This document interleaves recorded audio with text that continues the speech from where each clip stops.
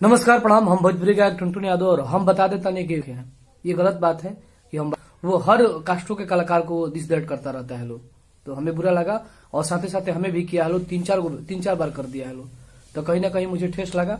और तो नहीं वो हमें वो अश्लीलता दूर करना है, तो अश्लीलता में क्यों बोलते हो कि फलाने सिंगर की बहन ये नहीं करती है, फलाने सिंगर की बहन वो नहीं पहनती है, फलाने सिंगर की माँ ये नहीं करती है, तो इसमें तो तू खुद दिखा रहा है अश्लीलता, तो तू खुद लोग दिखा रहा है लोग। तो जे भी भाई बा अगर जरूर तो बाद तो हमो कोनो दूध के धोवल ना है, हम तो खुदे लगातार जब कदम तो लगातार आवत रह जाये। तो ऐसे हम बताया था नहीं, जे भी बा हमारे ऊपर टिप्पणी न करे। वो हर कलाकारों को दिस दैट किया है, जो लोग थोड़ा उछाल में आ जाते हैं उन लोगों को ये ठेला है लोग। हम कोई नाम के मोहताज नहीं है, तो भोजपुरी में नाम का मोहताज कौन है? जिसको तुम लोग टारगेट करते हो कौन नाम का मोहताज है यार?